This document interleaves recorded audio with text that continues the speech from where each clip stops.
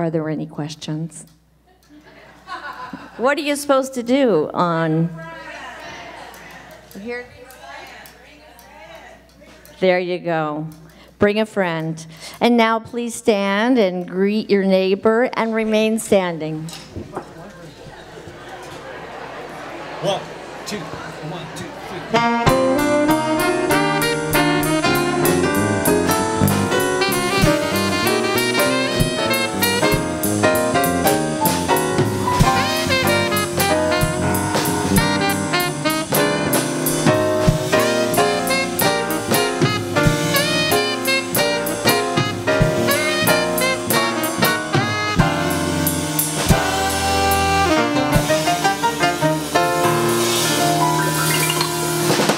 All right, time for our congregational song. This morning we're singing I Am Blessed, I Am Blessed, I Am Blessed.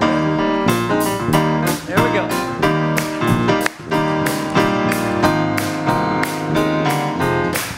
All right, here we go. I am blessed, I am blessed, every day in my life. I am blessed, blessed, blessed, blessed, blessed.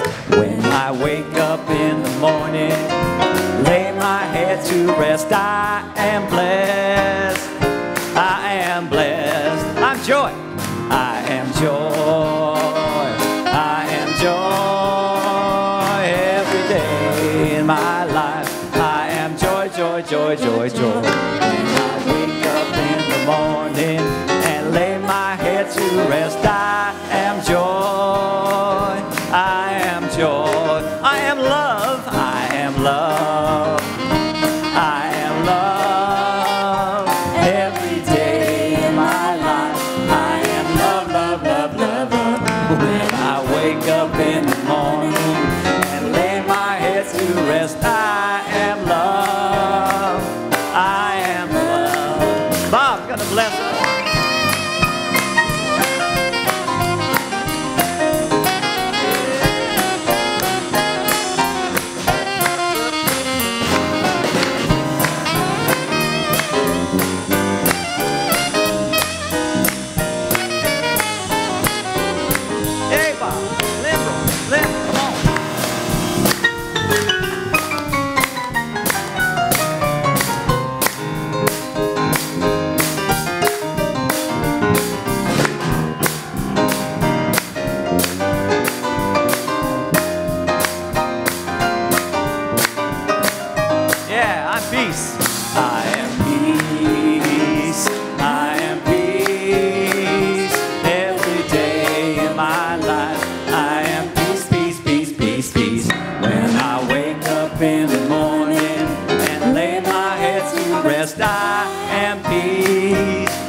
Peace again.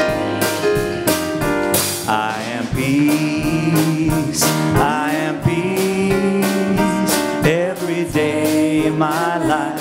I am peace, peace, peace, peace, peace. When I wake up in the morning, lay my head to rest, I am peace, I am peace. Let's do I am blessed. I am blessed, I am blessed, every day in my life. I am blessed, blessed, blessed, blessed, blessed. When I wake up in the morning and lay my head to rest, I am blessed, I am blessed.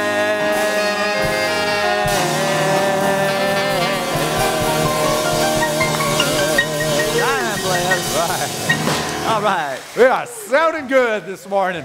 And good morning, Seaside. Hey, what a joy it is to be here with you on this fabulous day. It's such a gorgeous day. And we all banked an hour of sleep for the fall, so I feel rich and prosperous. I've got that waiting up for me. And welcome to Seaside, a spiritual nexus inspiring you to live your dreams and to live your divinity. Truly, it is a place where all are welcome. It is an affirming, loving, supportive community that no matter where you may be on your spiritual path, know that you are welcome here.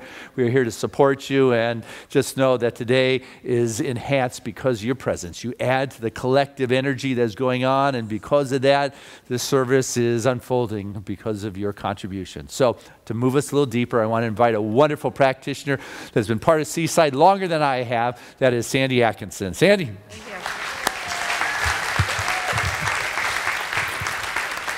And now, if you'll just join with me in going within and fill your soul and heart with the Spirit of God.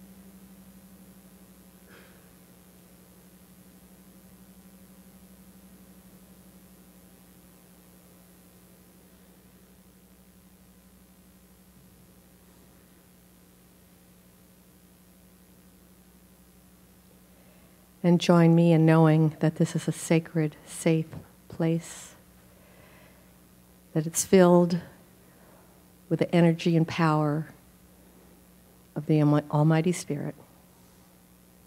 Feel the comfort and peace that is here, and the anticipation and joy in welcoming in new ideas and allowing ourselves to trust in the power of God, knowing that we do not need to hold on to our goals and make them work. We need to get out of the way and let God, that the power of God flows through each and every one of us as us. And all we need to do is allow ourselves to be an instrument of that flow. And as we move into this glorious springtime, feel the wonderful abundance of God in nature. Smell and see the beautiful flowers. Hear the songs of the birds, the warmth of the sun. These are God's gifts. And let nature energize you as you move forward into the unfoldment of your goals and your dreams. And be receptive to the words of Dr. Reverend Christian Sorensen. And may those thoughts linger with you as you leave here and go forward and live your life. We are blessed by the wonderful talent of our musicians that add another level of spirituality and emotion to our lives. I'm thankful for the work that's gone on behind the scenes by the staff, the board of directors, and the many, many volunteers that want this day to be special for you. And so it is. Amen.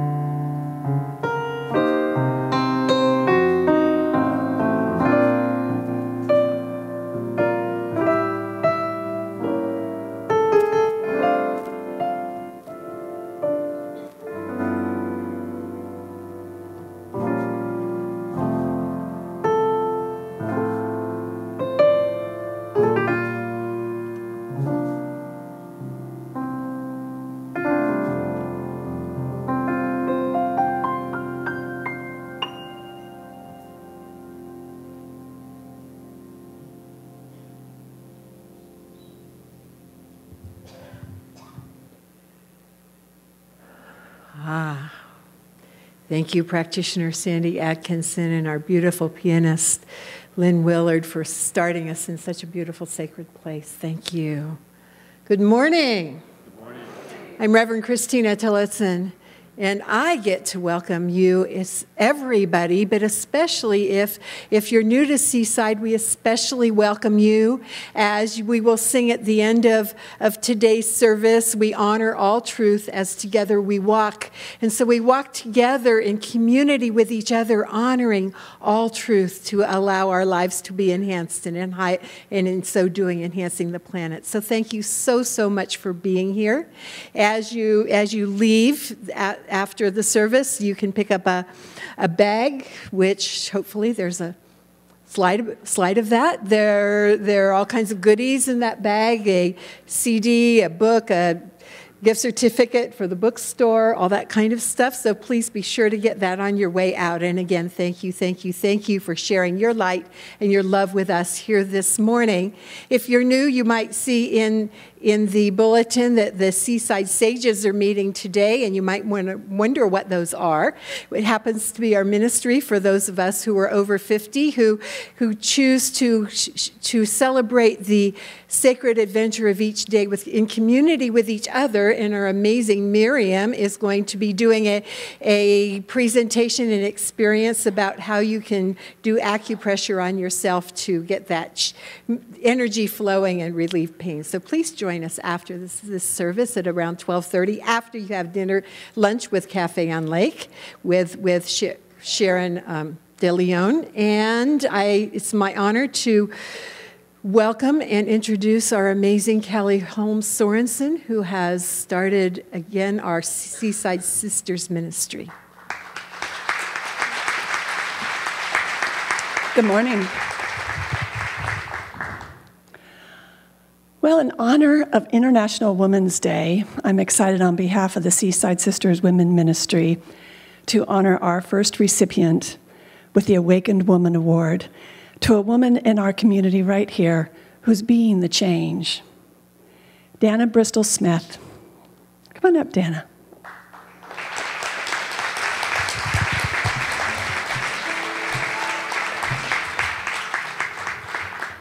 And I want to brag on her a little bit before I let her talk.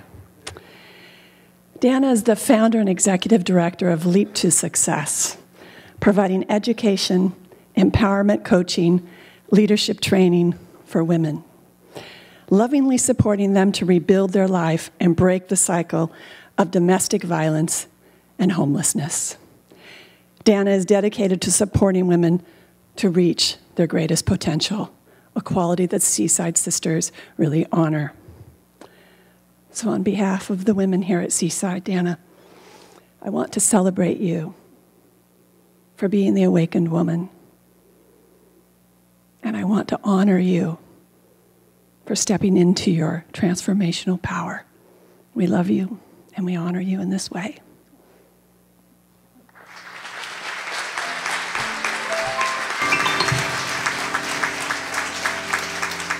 And we have a wonderful award for her, but I'll let her speak before I give it. Thank you so much. It's an honor to be standing here. I'm a 35-year student of religious science. This is what I live every day. In 2007, I sat in this room for a workshop on noble purpose. And I want to thank Reverend Christian for bringing that in. That workshop led me to be standing on here today because I saw a way that I could use my talents and skills to give women a voice, women who did not have a voice and women who had lost their way. What I was shocked to learn is that 1 in 4 women in our country is a victim of domestic violence.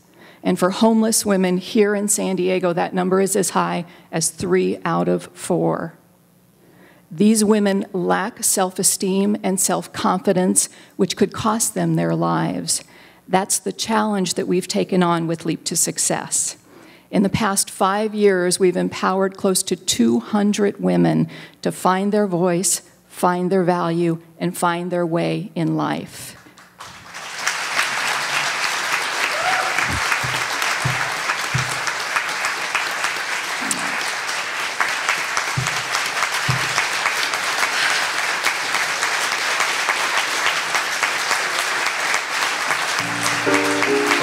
Thank you.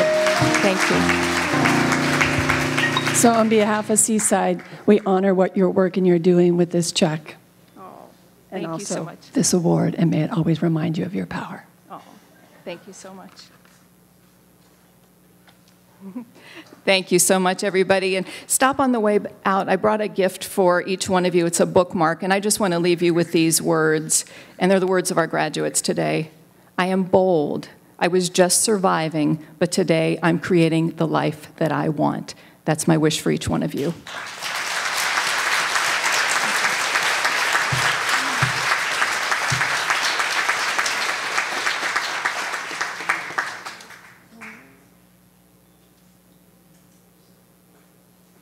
Wow, what a blessing.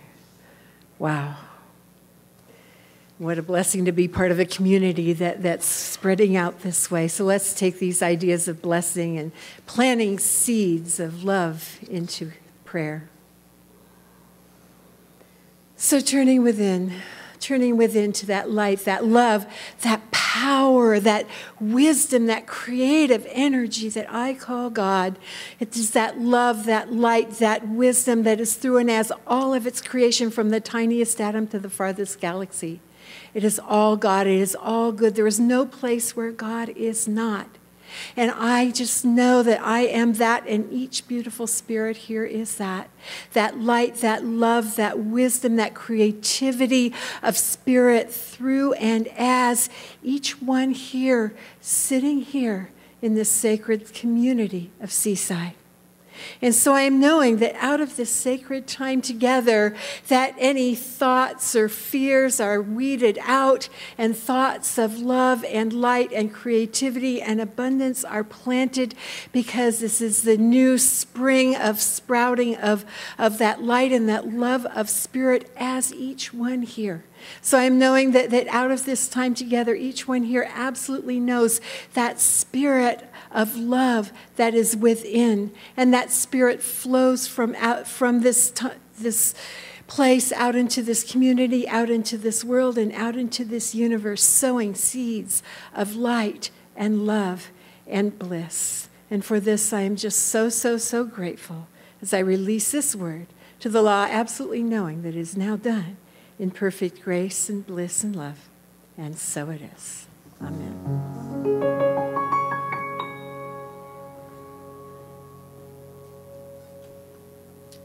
Good morning, everyone. How we doing? All right, good. Reverend Fran sends her greetings and love this morning. She's got the Sunday off to recharge a little bit. Doing good. We're blessed this morning to have a very special Seaside guest, an extended member of our Seaside family, longtime performer here. He comes to us from Los Angeles, where he's continuing to do a one-man show that he does, kind of a historical musical tribute to Paul Robeson. Take some time after the service to talk to Michael in the back. He's got some CDs for sale, and he's just full of knowledge, love, and the Spirit. So right now, let's give a special Seaside welcome to Mr. Michael Paul Smith.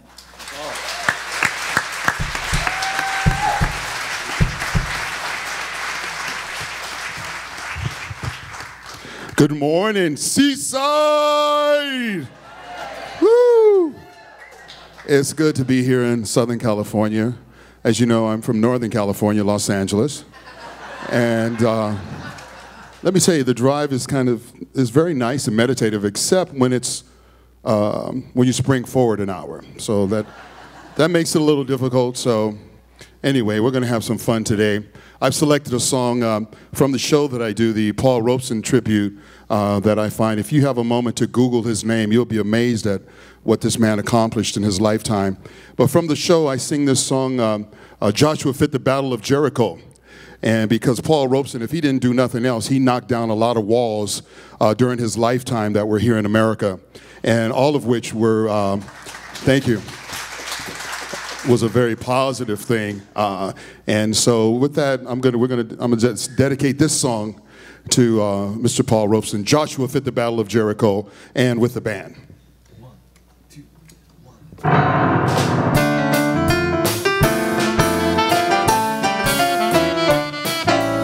Joshua fit the battle of Jericho, Jericho, Jericho. Joshua fit the battle of Jericho, and the wall come tumbling down. Joshua fit the battle of Jericho, Jericho, Jericho. Joshua fit the battle of Jericho, and the wall come tumbling down. You may talk about your king of Gideon, you may talk about your man of Saul, but none like good old Joshua at the battle of Jericho. Up to the walls of Jericho he marched with spear in hand. Go blow them ram horns, Joshua cried, of the battle rams in my hand.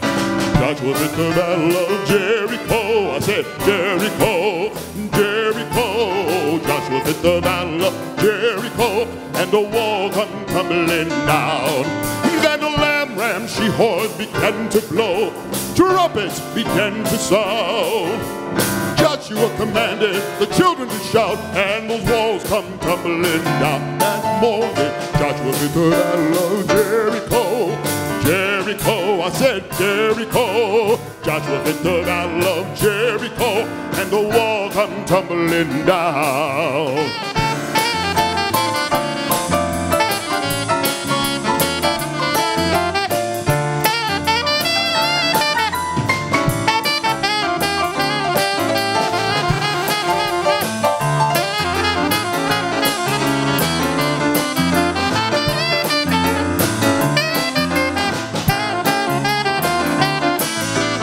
Joshua fit the battle of Jericho, Jericho, Jericho.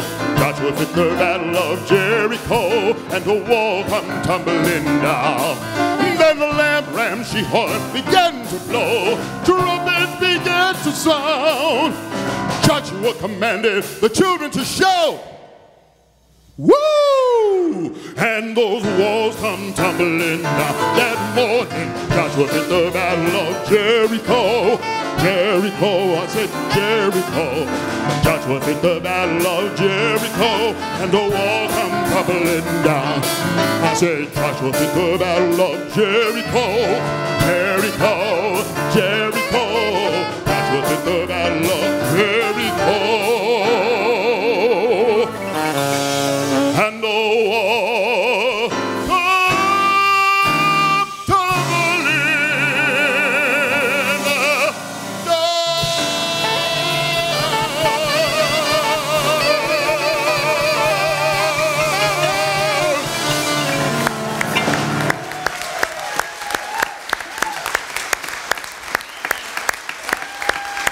Hey, that's Michael Paul Smith. Woo! Oh my goodness. I can feel that vibration up here on the stage that brought down those walls. That's for Michael Paul Smith. Fabulous. Thank you very much. It was just wonderful to have. That was good. Dana, congratulations. Fabulous work. Very proud of what it is you have been doing and the thousands of people those women have been touching. It is good. Hey, this morning's message is The Garden of Thought. It comes from my book from today, The Garden of Our Thoughts. And the quote that I have that week is today is a Chinese proverb that says, one joy can uproot 100 griefs.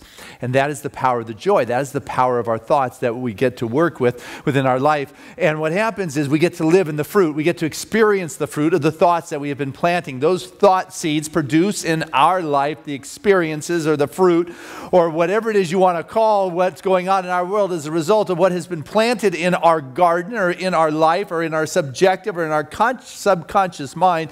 And so what is imperative is to be aware of what is being planted, because there is such power in that which gets planted there, because there's only so little room.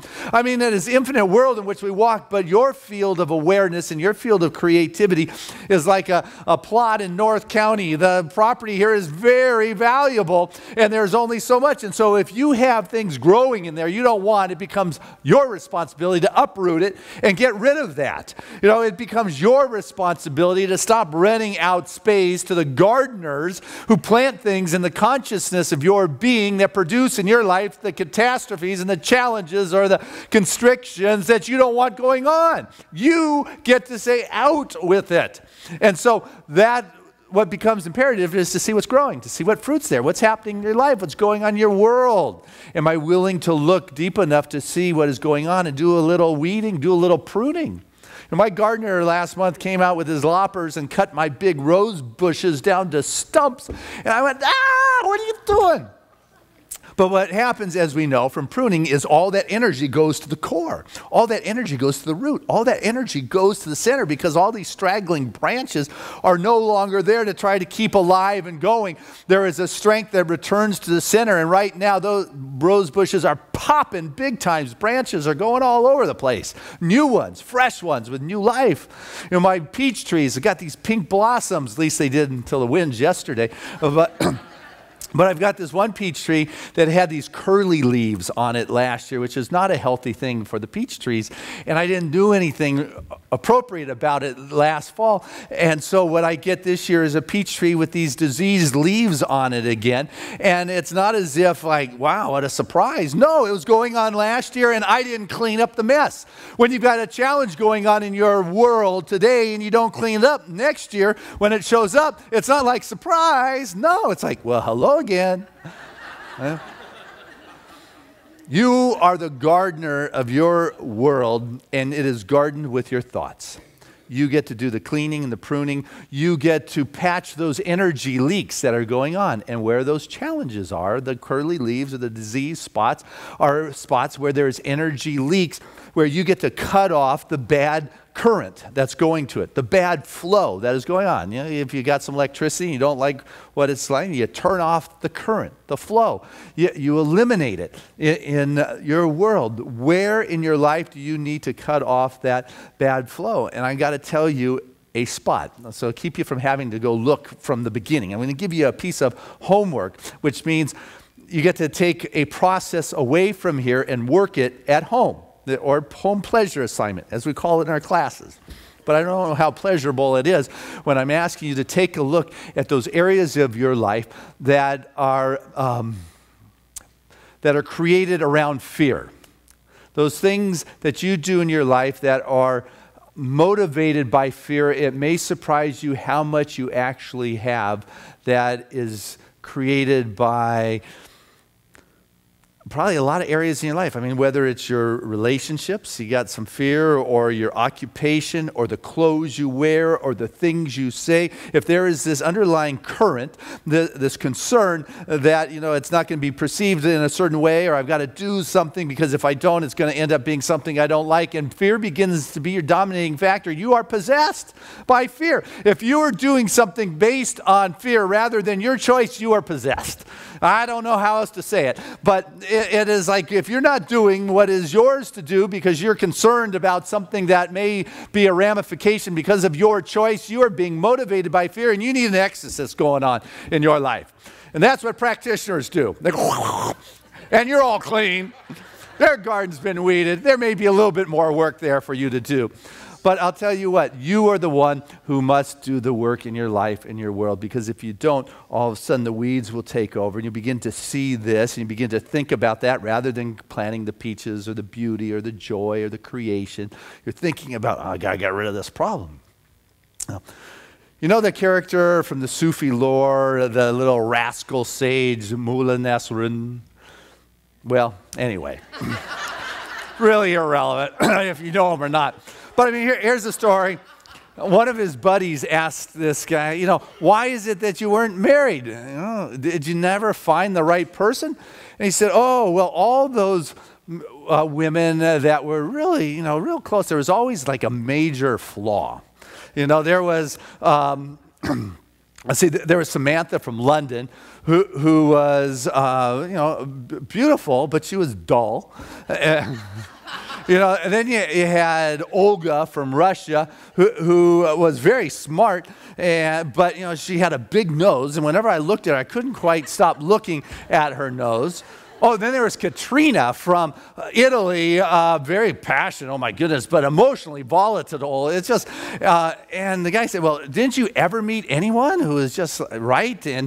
And Nasruddin said, well, I did. I met Ingrid from Sweden. Oh, she was gorgeous, model, intelligent, great lover, just was a well-composed person, just everything I could ever have dreamed, just that perfect woman. And he said, why didn't you marry her? And he said, well, because she was looking for the perfect man. Yeah. You know, it comes back to us, you know. And if all of a sudden you are seeing the flaws and what is wrong and that which you are worried about and that which you continue to create, and I have people say, well, that's just the way I am. I am a worrier, or it's in my psychic DNA. I was born with this flaw of seeing what's not working or the mistakes or the challenges, and that's all I can see. Well, then that's all you're going to get, because those are the seeds that are being planted in the with your thoughts into the garden of your life. You get to decide, what am I going to fixate on in my world here? Am I going to choose to see the vision, the possibilities in the spring, and the possibility of new creation and new seeds planted? Or am I going to get fixated on the way it had been and allow fear of the weeds or the concerns showing up in my life and my garden? What am I going to fixate on in my life and my world? Diane was talking about her husband, Jerry Jampolsky, and how in the morning he used to like to go make toast, and then when he was done, he would leave a trail of crumbs across the counter. And it just really bugged her. And she would talk to Jerry about it, and Jerry would say, do something, and the next morning he just forgot. And it was an ongoing situation. And as she began to feel that energy rise within her, fixated on, you know, the short, it hit her that the fact that there aren't crumbs there would mean that Jerry's not there. And the understanding that there is no crumbs and Jerry's not there, then that meant the presence of the crumbs meant that Jerry was present and my life was good. But if all of a sudden the crumbs were gone and meant Jerry wasn't there, my life would be empty and lonely. And with that shift in consciousness, with that new perception, all of a sudden she was able to begin to embrace the crumbs across the counter. You know? What I want us to get is the shift needs to take place inside of us. You know, I know our son Trevor leaves just a trail of toys through the house, and it is like a nonstop, and he just doesn't get that that's not appropriate. And then the sounds coming out from upstairs are a constant babbling, and it's like, then, you know, I just remember the story that if they weren't there, that would mean Trevor's not there, and what would be worse, toys or no kid in the house? You know? And it's like, how are you allowing the shift to take place in your life? Are you fixating on what the issue is? Or are you opening up to the blossoming of a greater possibility of what can take place? Because the shift has to take place inside of me for it to take place on the outside world first. I have got to be able to open up to the greater possibility of Spirit unfolding in my life, as opposed to holding on to my position as to why it's not good or why there are only weeds or what the challenges are. What I want to do is stop looking at the big nose in the middle of the picture and begin to see the full package and begin to see the beauty of God showing up, and how where I am can shift into a way that is supportive of who I am as I walk through this world. The choice comes back to the gardener. What thoughts am I planting in the garden of my mind, within my subjective world? And how am I going to move forward with it? There's a Greek proverb that says, drop by drop the jug is full. There's a story from Central America or from the Aztec folklore about the quetzal, which is a bird, beautiful, I guess it's kind of like a parrot, long tail. Did I say it close to correct? Oh, good. Okay, I'm not going to say it again. But the folklore is that there was a small fire that broke out, and the fire grew, became a big fire, and all the animals left the jungle, and all the humans left the jungle. And as the owl was flying out, he saw this quetzal just going back and forth to the fire and to the river's edge, flying back and forth. And the owl came down and said, what are you doing? You got to get out of here. You're going to burn. And this little bird picked up just a couple drops of water in its beak and flew back and dropped it on the fire, and then flew back to the river's edge. And all of a sudden, the owl got inspired. You know, this little bird can take all drops. Well, I'm going to do it. And he grabbed a few drops, and all of a sudden, other birds and other animals, and before long, even the humans returned. And together, they put out this fire.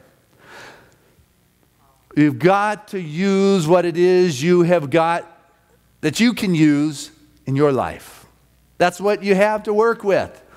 And what happens is you begin drop by drop to fill the jug. Drop by drop, the shift takes place. Drop by drop, the seed by seed, what begins to flourish in your life is a new kind of fruitage and a new kind of way of being. You begin to open up to what is possible in your life.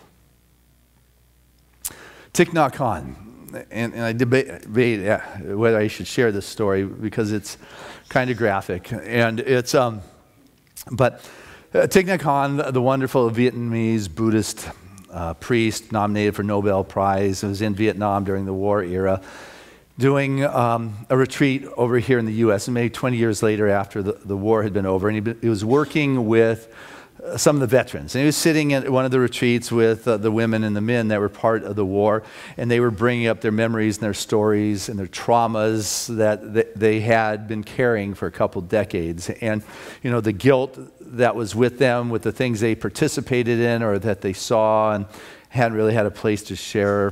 One guy was sharing about this one Vietnamese girl that he pulled on the airplane who had been wounded, and as he took her on the helicopter, and she looked up to him and she died in his arms, and he said those eyes of her looking at her were just intense, something he would never forget. And she had a hammock because she was a guerrilla, which meant she slept in the jungle at night and did whatever attacks that they did.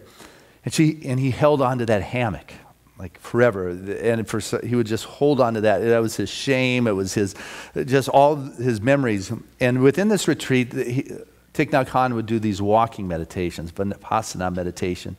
And the walks would bother some of the veterans because it reminded them of walking in the jungle and stepping on possibly landmines or being ambushed by the guerrillas.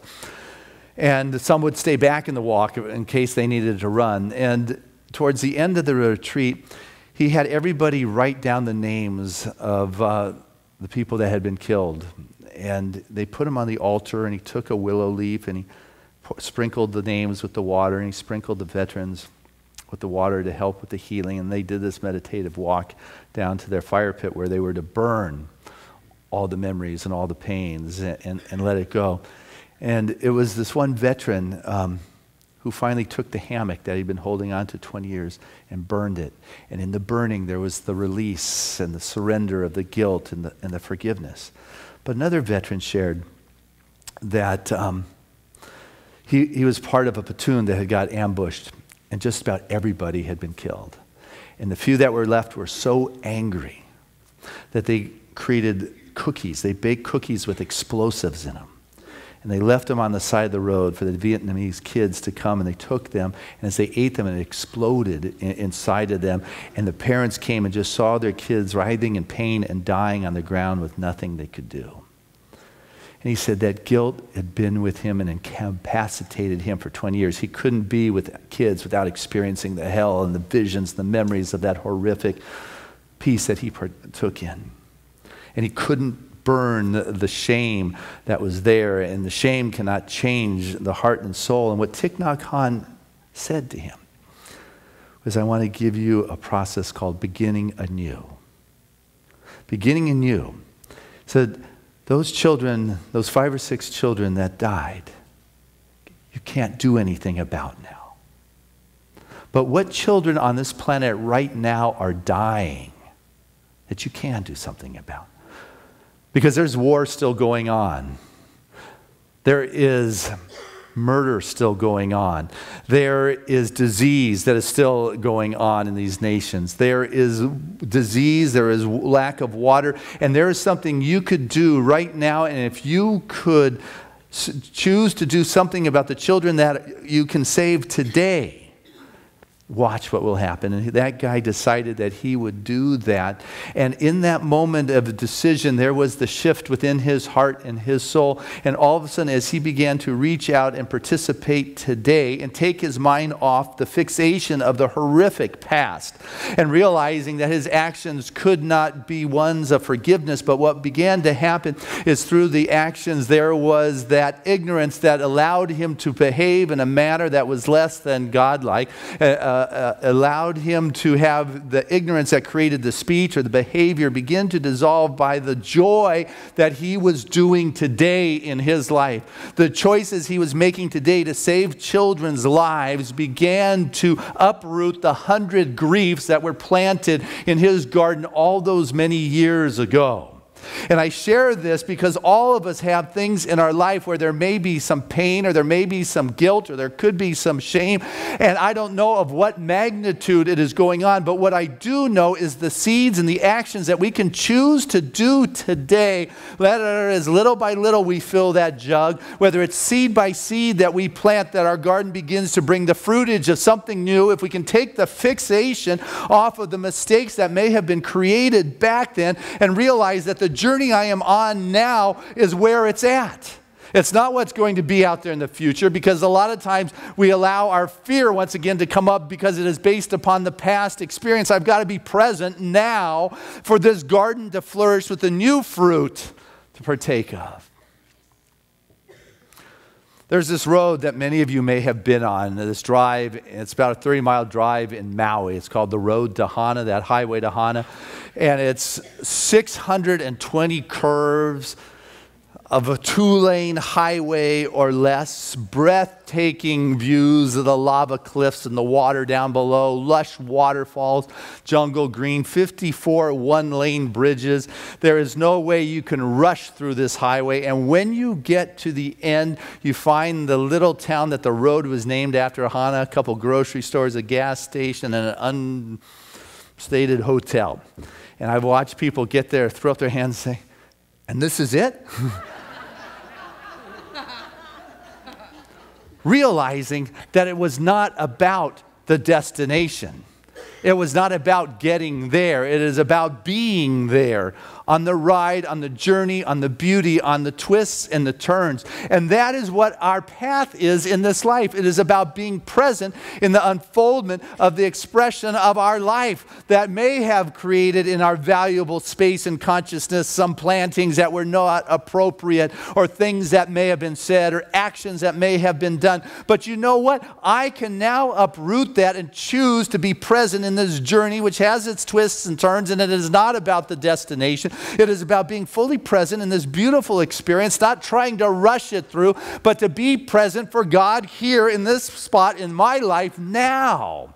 And as I become present for God now, healing happens in my life in those ways that are right, in those ways that are appropriate, and those ways that my soul needs, that I don't even know that I have need of. I don't know how I ended up in that previous experience that created whatever challenge has wrapped my mind in a constraint or in the constriction. But what I do know is now is the appointed hour, as we're told in spiritual writings. Now is the time to go out and do what I can do with the muscles and the bones and the intelligence and the strength that I have. I can't go back and save the past, but I can be present now and not concerned about what the future may look like, but be present now, because there's a lot going on in the now moment. And in our world, there are a lot of places in which Spirit expresses. And our world is a reflection of our consciousness. The economy in which each of us lives is the equivalent of our mental equivalents. So when people are saying it is tough out there, there are others saying, wow, life's being good to me. There are many different economies, and I'm just using that word because we're tied into economy stuff. But, you know, there are just many different levels in which you can participate in your life. And the fact that God is not, seems to be happening for you, that your world is less than being fulfilling, it's not because God isn't fulfilling its expression. It is fulfilling its expression. It just may not be happening where you're at, and it's not happening where you're at because of you. And you can give your power away and say the aches and the pains in my life I have nothing to do with. Or I can begin to work inside of myself and realize that whatever that pain is and how distraught that challenge or that information may be in my life, in my world, how disturbing it may be for me to see what is going on here or there or wherever it is, and I can feel hopeless in my ability to change such a national, international crisis or whatever it may be, or change my body. When you have something of that magnitude going on, that is when you have got to go within and allow the transformation inside of you to begin to outpicture in your world so you don't see the big nose anymore.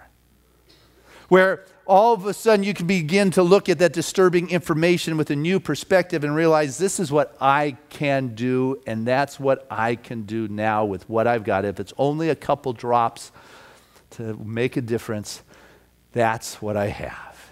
Even if it's an enormous fire, even if it's an enormous situation on a planetary scale, what I can do is plant those couple seeds and begin to watch things unfold. But it's my joy to give my body or my concern or my energy on this twisty, turny drive, not based on what it's going to look like at the end, but because it's exciting now. If I can begin to allow that which is on the outside to seem unmovable, be the catalyst to move me inside and allow me to have a shift in consciousness and experience that is beyond reason, then how profound can that be? If I can begin to see what is going on in my life or my world, and remember, it's not about going to God to fix this, to put out the fire, to change that nose, or whatever the dynamic may be. Because it's not about getting something outside to respond to my demands. It's about going to Spirit, or that life force, that first cause, that essence of it all. I don't care what you call it. But you go and allow yourself to feel the connection, that union, where there is no otherness, no separation. I'm going to Spirit not to get anything, but to demonstrate that something in my life. I become that transparency, that vortex, that avenue through which it begins to take form in the world in which I am present in. It begins to take form in the garden in which I am playing. There are many different gardens or economies in which it is going on and fulfilling its expression, and it happens to be fulfilling its expression in the garden in which I am walking and I am playing and I am eating of the fruits, because these are powerful seeds that are being planted, and they're not my seeds that I am creating from my reasoning mind, but rather it is coming from that union and that conscious connection with that infinite source that moves through me to speak this, to know this. And what I now know is I'm putting in the ground those divine God seeds. And I got to tell you what, it's spring. So happy planting, guys.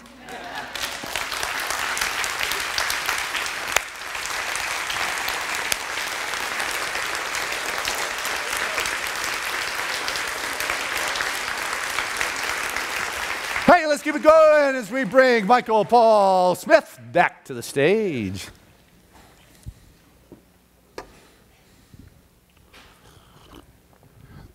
This next song is for anyone who has someone who's the wind beneath their wings.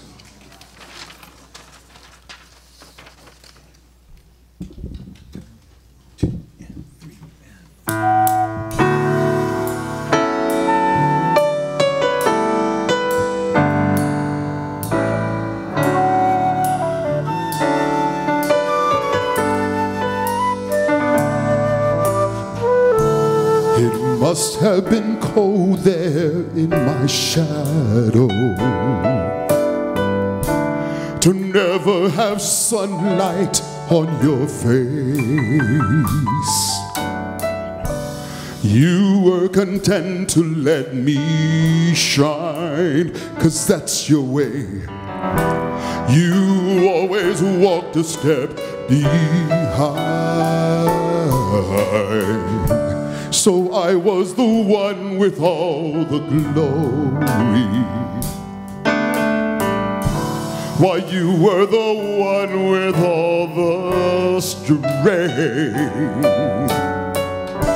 A beautiful face without a name for so long. A beautiful beautiful smile to hide the pain. Did you ever know that you're my hero? And everything I would like to be. I can fly higher than an eagle, 'cause you are the wind beneath my wings.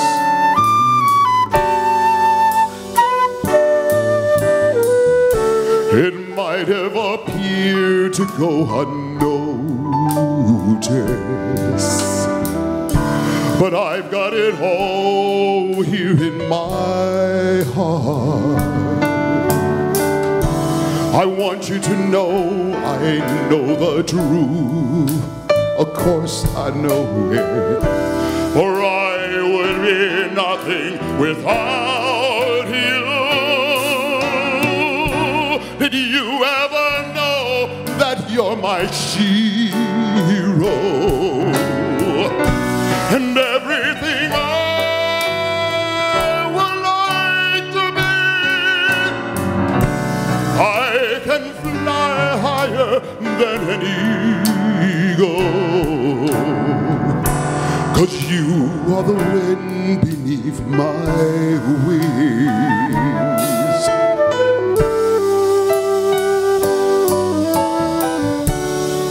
Did you ever know that you're my hero? And that you're everything, everything I wish I could be. I can fly higher than an eagle, 'cause you are the wind beneath my wings. 'Cause you are the wind beneath my wings. 'Cause you are the wind beneath my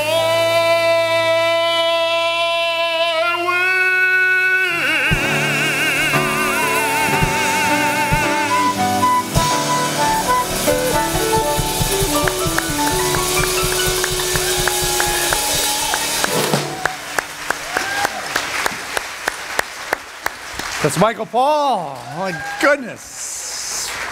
Woo. Wow. It feels good. It is.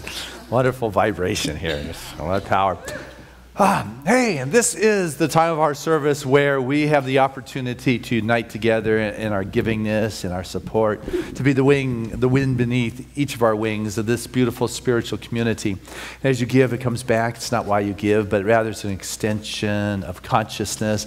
It is the activity in which Spirit is having in your life. It is honoring Spirit first. We say Spirit first in all things. That includes all aspects of your life, including your finances. If you can remember Spirit first, what you will come to recognize is your life is sourced in all those ways that are near and dear to you and are important. So I invite you to look within your heart and to feel that joy and that passion, that vibration that is in this moment, that inspiration, say yes to that. And I'd like to invite our ushers to come forward at this time and say thank you to this wonderful crew. Thank you to those that mail in your contributions when you cannot be here on a Sunday. And also thank you to those that remember us with the auto tithe, that regular systematic support from your world to the ongoing activities at Seaside. And thank you to those that are watching us on the live streaming. I share this prayer of gratitude with the most generous of spiritual communities, knowing that the blessings of the divine unfolds as expression in this very moment. For the richness of God expresses in a natural way within our individual lives, for Spirit comes first in all ways. And what I know right now is that each of us lives in this infinite reservoir of abundant blessings, and God's grace continues to flow in those avenues that are open, healing the body, the mind, the soul, the relationships, for the abundance of Spirit manifests in all ways that are important to us as individuals. For the blessings of God is upon this moment. Each of us gets to see the level in which our activity of Spirit's expression is. So with joy for having been touched, we send forth this blessing that has blessed our individual lives into the world, knowing that those blessings continue to go forth. And so it is. Amen. And together let us say the abundant affirmation, which is, Spirit continues to bless my world. Gratefully, I live as the giving expression of Spirit, opening the floodgates of the affluent flow of greater good as my life now.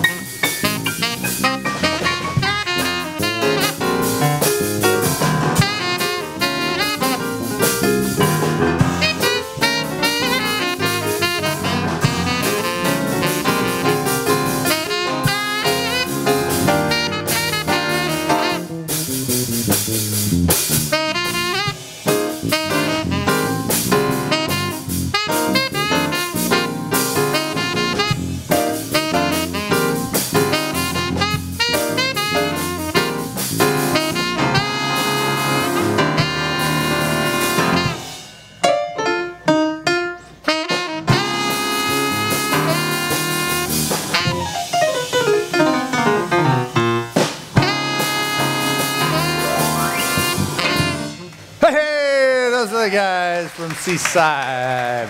Thank you. Fabulous. And this abundance right here, right now, is a beautiful representation of the love of Spirit that moves in our individual lives, and collectively it makes a profound impression. And so I know these gifts have been given and are taken care of in good stewardship and are sent forth into this world to support the activities of Spirit and continues to ripple out into life, blessing so many. Thank you for this moment of being able to participate and make this collective expression of abundant good and be known, and so it is. Amen. Right, so it is. Thank you, Helen. Appreciate that. You're board vice president, and wonderful leader of our organizational structuring here. So thank you, Helen. Hey, Michael Paul Smith, thank you for coming down from Northern Cal to be part of this morning. Fabulous, with power. Woo! Carl, thank you so much for your expression of music. Give our love to Fran. Know that she is in our prayers. Wholeness is hers. Dr. Christina, thank you for sharing Sunday morning with all of us. Giving us sound is Ed, giving us visuals is Marv. Great job. No CDs are available right after the service. And Tim's podcasting this for the world to see, live streaming now or all week long at your convenience. So thank you for that. It's great support. And hey, big news next week. We are going to do Bring a Friend Sunday. And so next week we are going to double our attendance here to 700 individuals. So you know who you're bringing next week? That's about 20 extra people. Come on. I expected a little bit more. I'll tell you what. I put inside your Sunday program an invitation. I would like you to give this to someone who can join you next week. And next Sunday, our vision is to have 700 people enjoying the gifts of God.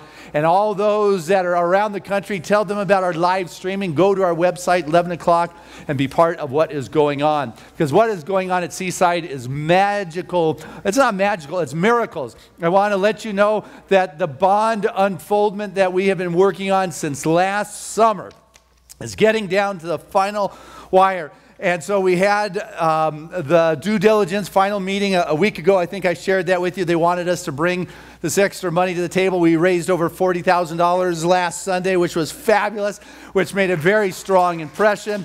Everything, yeah, that is huge, guys. Thank you. And we had a conference call with them on Tuesday. What we found out is our title company hasn't given them what they needed to get the survey done. Trudy was calling from vacation somewhere and got a surveyor on Wednesday to come out Thursday morning, spent 12 hours on site surveying, pulled an all-nighter getting the documents done, and delivered it to the title company at 8 o'clock Friday morning. And the people said, that's unheard of. But we got that done. And so the lawyers are going through everything. They said, the title company hasn't given us the conditional uses of your property. And so after 4 o'clock Friday, I called City Hall and said, we need this. And they faxed it, they emailed it to us immediately. We gave it to their attorneys. Everything's looking good. They are bringing the documents tomorrow at 3 o'clock for us to sign on the dotted line. And yeah, very, very exciting news. So it's great. The secretaries of the states the bonds are being issued in should be cleared on Tuesday, 30 states. They're being sold Wednesday, Thursday, and Friday. And so next Sunday when I stand here in front of 700 of us, I'm going to be able to say our deal is done. No more balloon payments for Seaside. Our mortgage is ours to take care of, to pass on to the next generation, but no bank has ever taken it away from Seaside. This is our campus, our home. Thanks to this generation of individuals who said, yes, count me in to help with the way in which I can help. It has been a long process, but we are there. So, hey, that's what's going on in our life. And prayer is good. Hey, after the service, we've got a wonderful drum sutra. Christine Stevens is doing that. We've got food. I'm just so excited. I got to pray. You know, I want to invite any of our religious science practitioners to stand as we unite together in this consciousness and this feeling of joy, and absolutely knowing that whatever fears that have dictated the concerns of the garden begin to dissolve into the nothingness for which they came, because I choose in this moment to unite with that divine presence. I feel my union with that life force, that God presence, that first breath, that divine order, call it what you may, but it is that connection and that realization of that which I am that brings about the healing, that brings about the ideas, that brings about the ways and the means. And so in this moment, I take a breath and I feel into the love of this community, into this sanctuary, into this consciousness, and know that there's something really good. It's something that we have created together. It is community that cares, that loves, that celebrates, that is there in times of pain, sorrow, and challenge. It is a community that is without judgment, that is life-affirming, that whatever path one has chosen, there is an acceptance and understanding that expands within the heart and the soul, for Spirit continues to reveal. And so if there is anything in anyone's world that is less than graceful, that is pain, that is earthly concern, that is difficult in the body or the world of affairs, it's a physical fact. It's what is going on. But also what is going on is the spiritual dynamic. And it is in this moment I choose to unite with that which is far greater than what's on the outside. I allow the stopping of my reason to see through this difficulty to be the catalyst to turn within and to know that which in me is far greater than anything that this world can throw at me. And I choose to do what I can do with what it is I've got to do it with. And know that that is enough, and that it is the journey, it is the ride down the twisty, turny road, that is the joy and the beauty of the lush expression of God itself. And I begin to become present in this moment and recognize the fullness of God is right where I am, even in my questioning times. For healing is going on here today. That shift is taking place in mind. The prayer request chest are answered. We surround our beloved Reverend Catherine at this time, for her father died a couple days ago, made his transition from this world into the next. And we know that he is fine. He moves on with those wonderful currents of eternality, able to express his soul expression with greater ease and greater comfort. That essence that put the twinkle in his eyes, twinkles the heavens ever brighter. And so in this deep knowingness and this love, Catherine is able to feel that presence. Her whole family tomorrow during the service can feel her spiritual community family right in the center of that sanctuary. For the Spirit is omnipresent.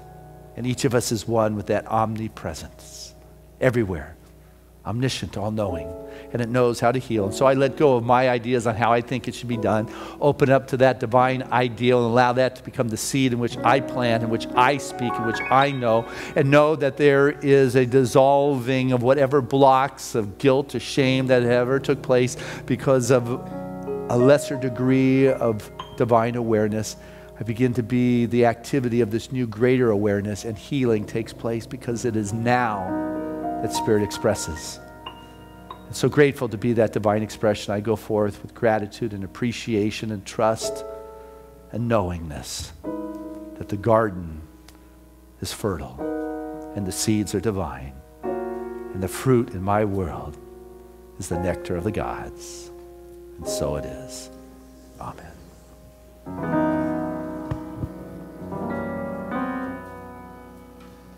There was a time in my life I thought I had to do it all for myself. I didn't know the grace of God was sufficient. I didn't know the love of God was at hand. But now I can say, what can you say?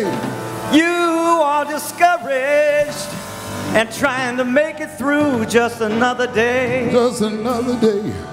You gotta let it go. Let it go. Let it all go.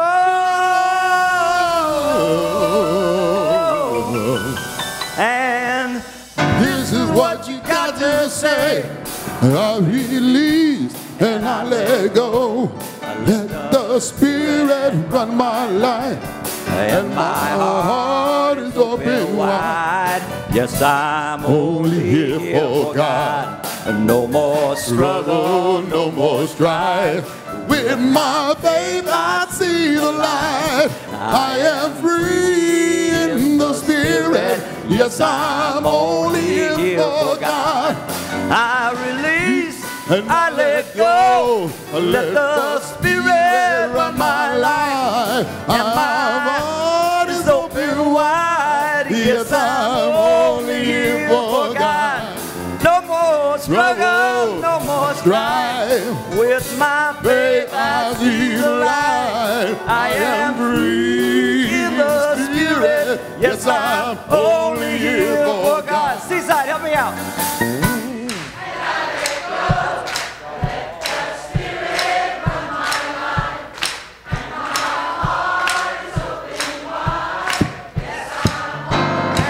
Yeah, yeah. No more struggle, no more strife. With my faith I see the light. I am free in the Spirit. Yes, I'm only here for God.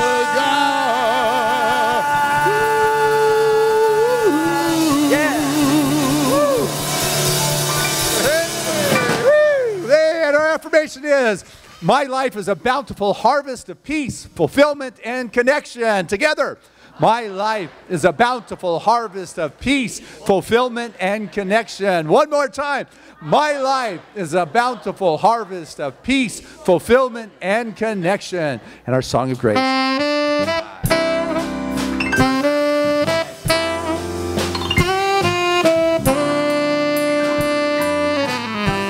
I'm living in love, living in peace. I'm living my life for what I believe. Through joys and through fears in this world I walk, God's grace shines on me, and it shines on us all. We're living in grace. We are living in grace. We are living in grace. We're living in love. We're living in peace. United we stand as one family. We honor all truth as together we walk. God's grace moves through me, and it moves through us all. We're living in grace. We are living in grace. We are living in grace. We are living in grace.